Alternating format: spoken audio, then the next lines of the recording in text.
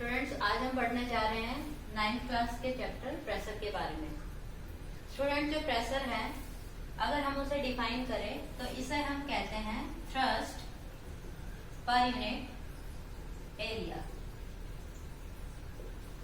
तो थ्रस्ट क्या होता है? थ्रस्ट होता है a force acting normally to a surface. Means जो प्रेशर है वो एक्चुअली फोर्स का इम्पैक्ट है ऑन एन एरिया। तो जब किसी एरिया पे फोर्स लगता है दैट इज बिकम प्रेशर। तो अगर हम प्रेशर को डिफाइन करना चाहे तो it is simply thrust per unit area, या you can say force acting normally to a surface on its unit area, that is called pressure. तो अगर हम प्रेशर को कैलकुलेट करेंगे तो pressure is given by thrust upon area. तो जो thrust है वो एक्चुअली एक फोर्स है, तो जो प्रेशर है तो that is written by P and thrust is our force and area is represented by E। तो जो प्रेशर है वो होगा थ्रस्ट अपॉन एरिया। अगर हम प्रेशर की यूनिट की बात करें तो प्रेशर को हम मेजर करेंगे न्यूटन पर मीटर स्क्वायर, क्योंकि फोर्स को मेजर करते हैं हम न्यूटन में और एरिया को मेजर करते हैं मीटर स्क्वायर में। तो जो प्रेशर है उसे हम क्या करेंगे? न्यूटन पर मीटर स्क्वायर। लेकिन स्टूडेंट्स, प्रेशर की जो SI यूनिट है वो हम लिखते हैं पास्कल। तो SI यूनिट ऑफ प्रेशर है that is written as pascal. Pascal क्यों है? क्योंकि पास्कल नाम के साइंटिस्ट ने प्रेशर के फील्ड में अपना काफी योगदान दिया है, उनका काफी कंट्रीब्यूशन रहा है प्रेशर के इस टॉपिक को सुलझाने में। सो उन्हीं के सम्मान में प्रेशर की जो SI यूनिट है वो क्या कही जाती है? पास्कल। तो पास्कल को हम रिप्रेजेंट करते हैं PA से।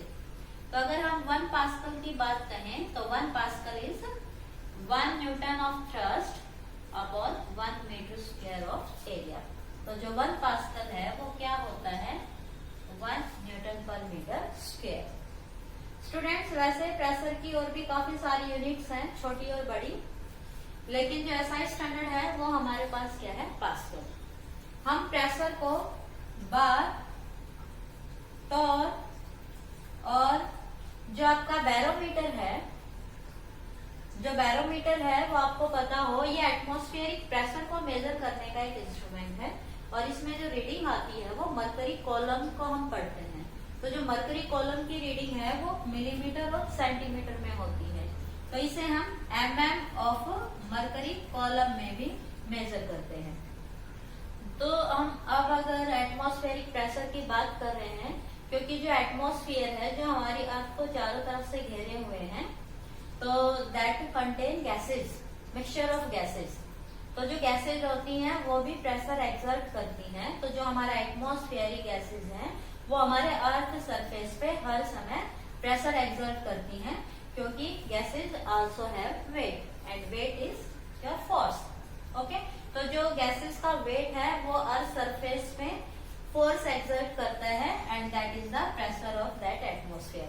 तो जो एटमॉस्फेरिक प्रेशर है उसकी सेंस में अगर हम कहना चाहें तो एटमॉस्फेरिक प्रेशर की एक यूनिट और है, उसे हम कहते हैं 1 ATM। तो this is called 1 atmospheric pressure. तो जो 1 एटमॉस्फेरिक प्रेशर है वो होता है 10 की पावर 5 पास्कल। ओके, ये एक्चुअली इसकी जो एक्चुअल रीडिंग है वो है 1.013 इंटू 10 की पावर 5 पास्कल, लेकिन हम इसे शॉर्ट फॉर्म में 10 की पावर 5 पास्कल भी कह सकते हैं। तो जो आपका एटमॉस्फेरिक प्रेशर है उसे हम बार में भी मेजर करते हैं, टॉर में भी और mm ऑफ मरकरी कॉलम में भी। लेकिन जब हम प्रेशर की SI स्टैंडर्ड में बात करेंगे तो that is called your pascal. अब बात आती है कि जो प्रेशर है उसके हमारी डे टू डे लाइफ में क्या इम्पैक्ट है, क्या एप्लीकेशन है। प्रेशर जो है वो थ्रस्ट अपॉन एरिया होता है, तो एरिया कम या ज्यादा होने से फोर्स के इम्पैक्ट के क्या रिजल्ट्स होंगे वो हम डिस्कस करेंगे।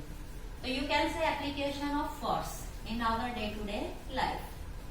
तो देखिए, जो प्रेशर है वो एरिया पे डिपेंड करता है कि आपके पास एक गिवन फोर्स है, अगर अगर आप उसी फोर्स को अलग अलग एरिया पे अप्लाई करते हैं तो उसका इम्पैक्ट क्या होगा, डिफरेंट डिफरेंट। फॉर एग्जाम्पल हमारे पास ये कोई ऑब्जेक्ट है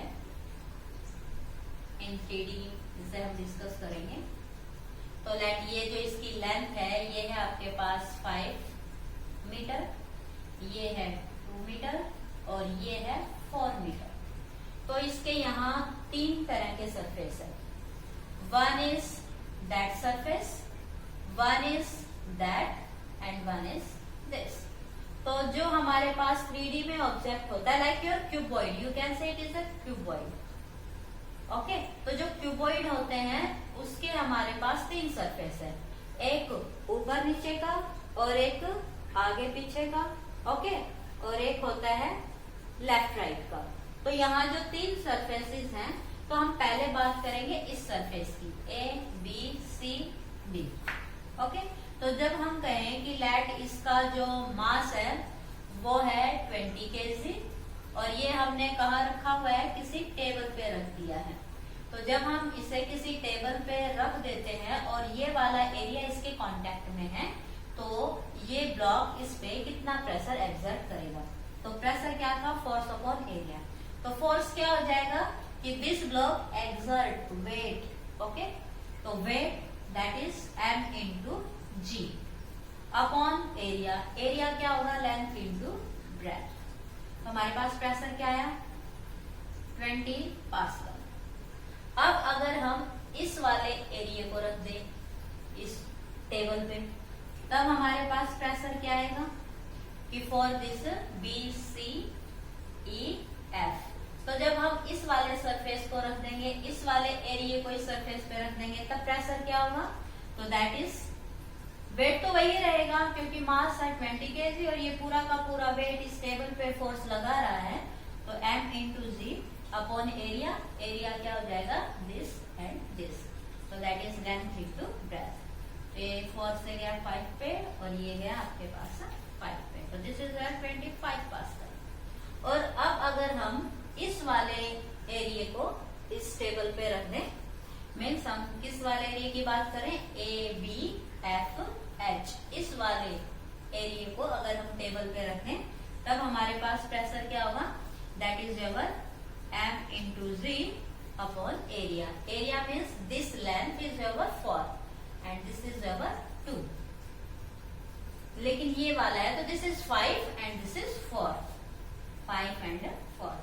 तो 5 से गया ये 4 पे, 4 से 4 and this is your 10 pascal. तो देखिए ये वाला एरिया सबसे ज्यादा है तो इसका प्रेशर क्या है, सबसे कम। ये वाला एरिया सबसे कम था तो इसका प्रेशर क्या है, सबसे ज्यादा। तो अगर एरिया इंक्रीज होता जाएगा वैसे वैसे प्रेशर घटता जाएगा और जैसे जैसे एरिया डिक्रीज होगा प्रेशर बढ़ता जाएगा। तो ये जो प्रेशर का कॉन्सेप्ट है ये हमारी डे टू डे लाइफ में कहाँ इंपॉर्टेंट है, देखिए हम अपनी रोजमर्रा की जिंदगी में देखते हैं जो कटिंग और ड्रिलिंग मशीन्स हैं, जो हैवी वेट व्हीकल्स हैं, जो हैवी लोड कैरी करते हैं, तो उनमें डिफरेंस है कि जो भी कटिंग और ड्रिलिंग की मशीन्स होती हैं वो आगे से पिन पॉइंट होते हैं, very pin pointed. Pin pointed होने की वजह से एरिया क्या होगा, वेरी वेरी स्मॉल। तो जो फोर्स आप इसके ऊपर अप्लाई करेंगे उसका प्रेशर क्या होगा, वेरी लार्ज। इसी तरह से जो नाइफ है, देखा होगा किचन में नाइफ वगैरह जो होते हैं, सीजर जो होती हैं, उनके एजेस क्या होते हैं, शार्प। तो जो कटिंग वाली चीजें होती हैं उनके एज क्या होते हैं, शार्प। तो जो शार्प है उसका भी एरिया क्या होता है, स्मॉल। ओके, तो प्रेशर क्या होगा, लार्ज। तो हम जो फोर्स अप्लाई करेंगे एक स्मॉल एरिया पे उसका प्रेशर ज्यादा होगा और वो हमारा काम कटिंग का उतना ही आसान हो जाएगा। तो जो भी कुल्हाड़ी है, जो भी आपके नाइफ सीजर हैं, उन सबके एजेस क्या होते हैं, शार्प, ताकि स्मॉल एरिया पे लार्ज प्रेशर हो। इसी तरह से जो ड्रिलिंग मशीन्स होती हैं और जो आपकी पिन और नेल जो होती हैं वो आगे से बिल्कुल पिन पॉइंट होती हैं, ताकि जो फोर्स उन पे लगे वो इजीली लार्ज प्रेशर प्रोड्यूस करे। तो ये तो हमारे पास आ गई स्मॉल एरिया के कॉन्सेप्ट। अब बात आती है लार्ज एरिया की। तो जो लार्ज एरिया है वो कहाँ हेल्पफुल है? वो हेल्पफुल है जो हैवी लोड व्हीकल्स होते हैं, जो हैवी वेट लिफ्ट करते हैं, उनका जो बेस होता है, उनका जो फाउंडेशन होता है, उनका एरिया क्या होना चाहिए? लार्ज। तो अगर एरिया लार्ज है तो प्रेशर क्या होगा? स्मॉल। कैसे? जो ट्रक है, जो बसेस हैं, इसी तरह से जो यू कैन से जो बिल्डिंग्स हैं या डैम हैं, उनके जो फाउंडेशन होते हैं वो नीचे से क्या होते हैं? ब्रॉड। इसी तरह से इनके जो टायर्स होते हैं वो क्या होते हैं? ब्रॉड। तो जो ब्रॉड टायर्स हैं और जो ब्रॉड फाउंडेशंस हैं वो किस लिए होते हैं? ताकि जो हैवी वेट है, ओके, जो हैवी लोड है वो ग्राउंड पे कम से कम प्रेशर एक्सर्ट करे ताकि उनकी लाइफ लॉन्ग रहे। इसी तरह से जो हमारे बैग हैं, सूटकेस हैं, जो बकेट है, उनके जो हैंडल्स होते हैं उनका एरिया भी क्या होता है? लार्ज। ताकि जब हम उन्हें लिफ्ट करें तो लार्ज एरिया पे कम प्रेशर होगा तो उन्हें लिफ्ट करने में हमें कम पेन होगा। लेकिन अगर वो पतले हैं, शार्प हैं, तो उनको जब हम लिफ्ट करते हैं तो उनका वेट हमारे हाथ पे ज्यादा प्रेशर एक्सर्ट करेगा, तो इट विल बी पेनफुल। तो इसलिए आजकल जो बैग और सूटकेस बकेट बनती हैं उनके जो हैंडल है उनका एरिया क्या होता है? ज्यादा ब्रॉड होते हैं, ताकि अगर हम उन्हें लिफ्ट करें हाथों में या कंधे पे तो वो कम प्रेशर एक्सर्ट करे। तो ये है हमारे प्रेशर से related day to day life के एग्जाम्पल्स या यू कैन से एप्लीकेशन। अब हम बात करेंगे फ्रूट्स की। तो फ्रूट्स जो है दो सब्सटेंस विच कैन फ्लो। तो जो सब्सटेंस फ्लो करने की एबिलिटी रखते हैं उन्हें हम क्या कहते हैं? फ्लूइड। और जैसे कि आप जानते हैं कि जो लिक्विड्स हैं और जो गैसेज हैं दिस कैन फ्लो। तो जो लिक्विड और गैसेज हैं उन्हें हम कॉमन सेंस में क्या कहते हैं? फ्लूइड। तो स्टूडेंट्स जो लिक्विड्स हैं, जो गैसेज हैं, उनके कांटेक्ट में जो भी कोई ऑब्जेक्ट बॉडी सरफेस आता है तो ये भी प्रेशर एक्सर्ट करते हैं। मीन्स हम पढ़ना चाहते हैं कि फ्लूइड्स एक्सर्ट प्रेशर, और जो फ्लूइड प्रेशर एक्सर्ट करते हैं तो हमारा जो एटमॉस्फेयर है वो भी फ्लूइड है क्योंकि it is a mixture of gases. तो वो प्रेशर एक्सर्ट करता है, क्यों? क्योंकि वो फ्लूइड है। तो फ्लूइड्स की प्रॉपर्टी होती है, लिक्विड और गैसेस की प्रॉपर्टी होती है, जो भी कोई ऑब्जेक्ट या जिस भी कंटेनर में आप इन्हें भरते हैं, चाहे वो लिक्विड है चाहे वो गैस है, इनके कांटेक्ट में जो भी कोई आएगा, चाहे वो ये इस कंटेनर की वॉल ही क्यों ना हो, ओके, चारों तरफ से इसके ऊपर ये हर समय प्रेशर एक्सर्ट करते रहते हैं, हर तरफ से, दाएं बाएं ऊपर नीचे ऑल अराउंड।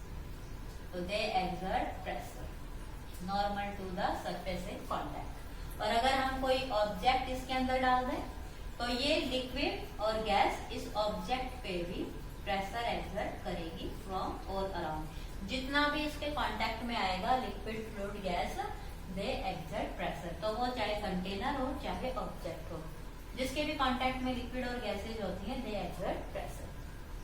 तो जो फ्लूइड्स हैं वो प्रेशर एक्सर्ट करती हैं। तो यहाँ जो फ्लूइड्स हैं इन पे बेस एक हमारा कॉन्सेप्ट है आर्किमिडीज प्रिंसिपल। तो जो आर्किमिडीज प्रिंसिपल है इसके अकॉर्डिंग आर्किमिडीज प्रिंसिपल में क्या कहते हैं कि अगर हम किसी फ्लूइड में, फ्लूइड यू कैन से एनी लिक्विड और गैस, तो मैं यहाँ सिंपली एक लिक्विड को कंसीडर कर रही हूँ and that is a water.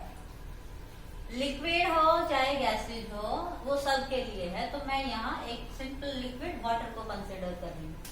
Okay, तो ये सभी फ्रूट्स के लिए है और सारे फ्रूट्स अलग अलग होते हैं। कोई फास्ट फ्लो करता है, कोई स्लो फ्लो करता है। तो हम एक कॉमन फ्रूट की बात करते हैं, दैट इज वाटर। वाटर को सब जानते हैं। वैसे आपके जो लिक्विड्स हैं उनमें ऑयल, मिल्क, गम, हनी, बहुत सारे लिक्विड्स हैं। इसी तरह से जो आपकी गैसेज है उनमें oxygen, hydrogen, helium, CO2, argon, neon and so on. तो मैं एक सिंपल से फ्रूट की बात करूं, that is liquid and it is water. तो क्या होता है कि जब किसी फ्लूइड में, किसी लिक्विड या वाटर में हम किसी ऑब्जेक्ट को इमर्ज करते हैं, तो ये ऑब्जेक्ट अपने वेट के बराबर लिक्विड के वेट को डिस्प्लेस करता है। ये आर्किमिडीज ने कहा था और ये इसने एक्सपेरिमेंटली करके देखा था कि जब भी किसी बॉडी को किसी लिक्विड में आप इमर्ज करेंगे तो बॉडी अपने वेट के बराबर लिक्विड के वेट को क्या करेगी, डिस्प्लेस। अब इस चीज का फायदा क्या है? इस चीज का फायदा मिला फ्लोटेशन को पढ़ने में, कि ऑब्जेक्ट हैं वो लिक्विड में फ्लोट करते हैं, कर सकते हैं। That depend on this property, कि अगर ये ऑब्जेक्ट अपने वेट के बराबर लिक्विड के वेट को डिस्प्लेस करेगा तो ये ऑब्जेक्ट इस लिक्विड में फ्लोट करेगा, और अगर ये अपने वेट के बराबर लिक्विड के वेट को डिस्प्लेस नहीं कर पाता है तो वो डूब जाएगा। ओके, तो जो फ्लोटेशन है उसमें आर्किमिडीज प्रिंसिपल का बहुत बड़ा योगदान है। ये कहिए कि जो फ्लोट करने वाली चीजें हैं वो अगर बनती हैं तो वो किस आधार पे बनती हैं, आर्किमिडीज प्रिंसिपल पे। Like your ship, boat, submarine, ये सब किस आधार पे बनाई जाती है, आर्किमिडीज प्रिंसिपल। तो आर्किमिडीज ने क्या कहा था कि जब भी किसी ऑब्जेक्ट को आप लिक्विड में डालते हैं, इमर्ज करते हैं, तो वो अपने वेट के बराबर लिक्विड के वेट को डिस्प्लेस करेगा, और अगर ऐसा होता है तो ऑब्जेक्ट विल फ्लोट। लेकिन ऑब्जेक्ट को लिक्विड में डाल दिया, ये अपने वेट के बराबर लिक्विड के वेट को डिस्प्लेस करेगा तो ये फ्लोट करेगा। इसके पीछे की साइंस क्या है? तो एक्चुअली इसके पीछे जो साइंस है वो क्या है कि जब कोई लिक्विड में ऑब्जेक्ट हम डालते हैं तो ऑब्जेक्ट का वेट एक्ट करता है वर्टिकल डाउन। ओके, इसकी वजह से लिक्विड डिस्प्लेस होता है। लेकिन इस लिक्विड में भी एक प्रॉपर्टी होती है कि ये इसके ऊपर इक्वल एंड अपोजिट एक फोर्स लगाता है अपवर्ड डायरेक्शन में, और इस अपवर्ड डायरेक्शन के फोर्स को हम कहते हैं upthrust. Means a force acting in upward direction normal to this surface. और ये जो अपथ्रस्ट है, ये अपवर्ड डायरेक्शन में लगने वाला फोर्स है, इस फोर्स को हम कहते हैं बायोट फोर्स। तो आर्किमिडीज प्रिंसिपल में एक फोर्स का डिस्कशन हुआ है, that is called Biot force, and Biot force is simply a force, and this force is simply called upthrust because this force, this thrust act in the upward direction by the liquid on the body when this body is immersed in this liquid. तो अब बात आती है Biot force का magnitude कितना होगा। तो देखिए जो बायोट फोर्स है उसको हम FB से लिखते हैं, और ये जो बायोट फोर्स है क्योंकि ये आता है due to the weight of the liquid, तो जो वेट ऑफ लिक्विड डिस्प्लेस हुआ है वही क्या होगा, बायोट फोर्स। तो अगर हम इसको और एक्सप्लेन करना चाहें तो जो वेट ऑफ लिक्विड है वो क्या होगा, वेट को हम लिखते हैं m/g। तो यहाँ हम लिख देंगे मास ऑफ द लिक्विड। अब इसे आप और भी एक्सप्लेन कर सकते हैं, कैसे कि जो मास है वो होता है volume into density into g।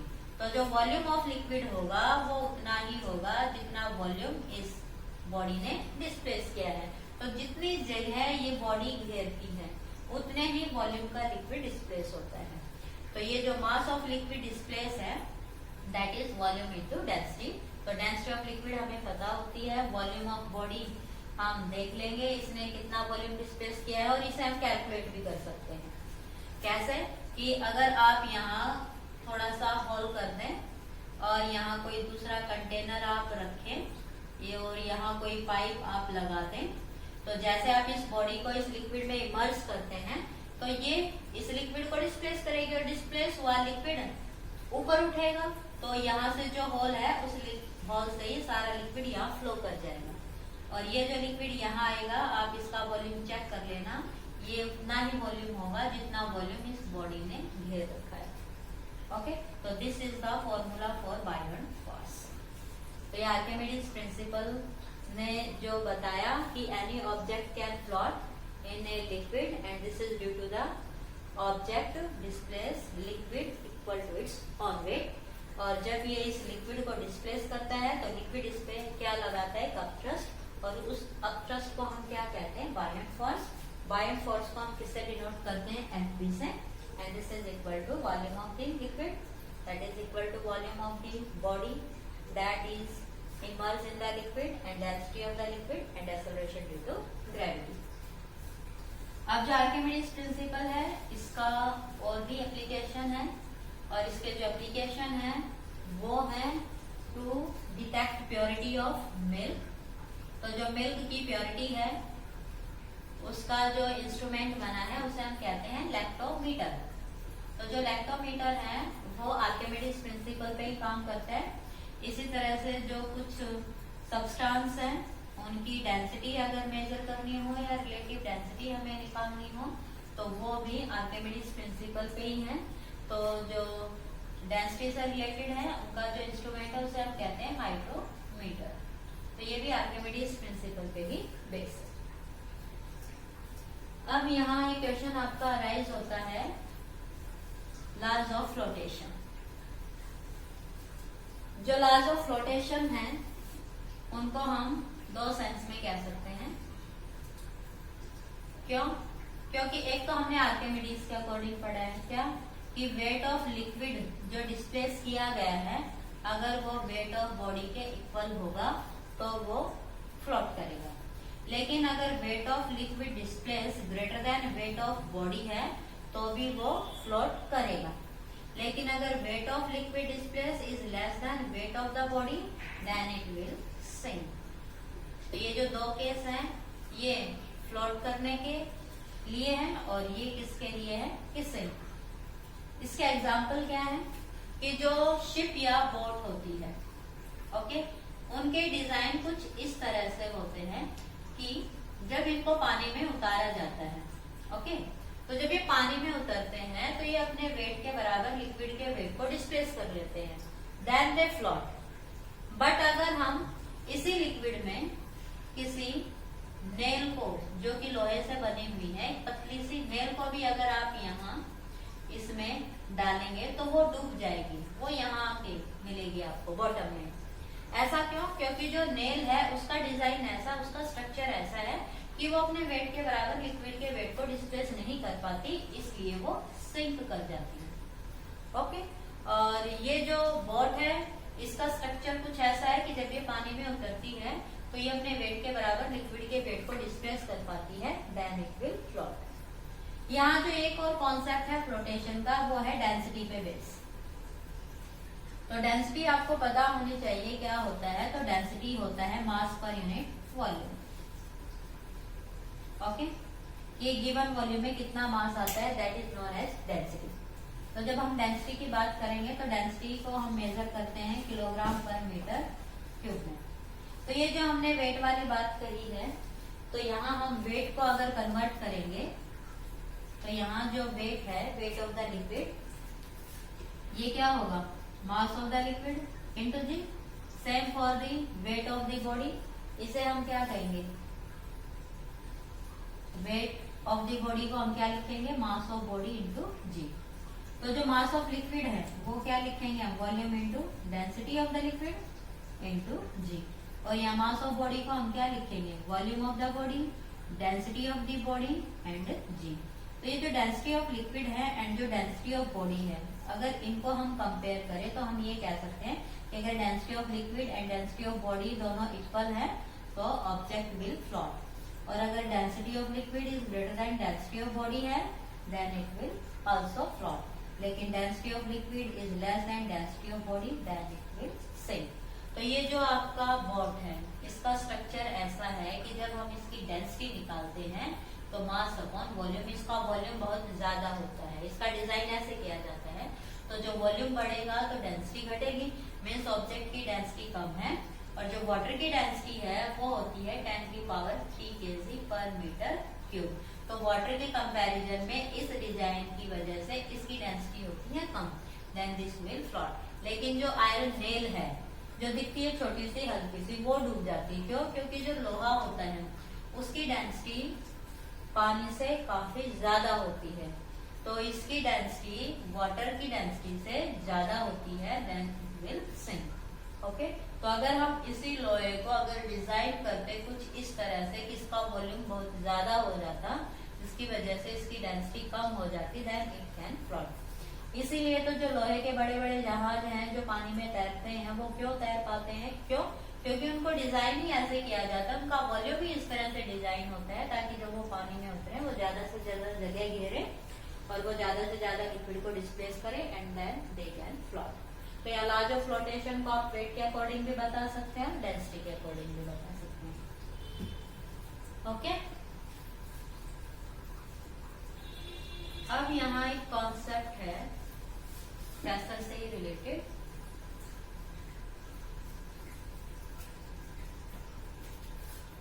जो प्रेशर है वो हमने लिखा थ्रस्ट पर यूनिट एरिया। अगर आप पढ़ना चाहो, याद रखना चाहो तो आपके लिए फायदा है।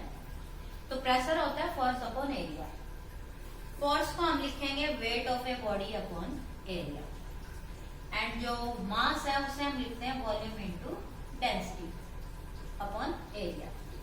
तो ये जो वॉल्यूम है इस वॉल्यूम को हम लिखते हैं area into height of the body.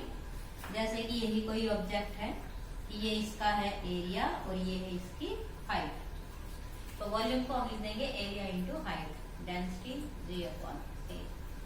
तो जो आपके पास प्रेशर आया it is H D G means height, density and acceleration due to gravity.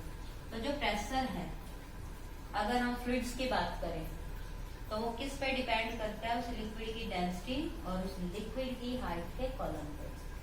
तो जितना ज्यादा लिक्विड का कॉलम होगा, जितनी ज्यादा लिक्विड की हाइट होगी किसी पॉइंट से, तो उस पॉइंट पे उतना ही ज्यादा क्या होगा? प्रेशर। तो फ्लूइड्स के केस में हम प्रेशर पढ़ते हैं इस सेंस में, और जो सॉलिड ऑब्जेक्ट सरफेसेस हैं उनके केस में हम पढ़ते हैं ऐसे। ओके, तो this is related to your pressure. तो प्रेशर जो है वो वेक्टर नहीं है, क्योंकि ये पास्कल ने बताया था कि अगर हम ग्रेविटी के इफेक्ट को नेग्लेक्ट कर दें और किसी इनक्लोज लिक्विड के किसी पॉइंट पे हम प्रेशर अप्लाई करें तो वो प्रेशर उस पूरे लिक्विड में इक्वली ट्रांसमिट हो जाते हैं इन ऑल द डायरेक्शन। तो जो वेक्टर वाली कंडीशंस हैं वो प्रेशर फॉलो नहीं करता है, so it cannot be a vector. So this is related to your pressure and this chapter.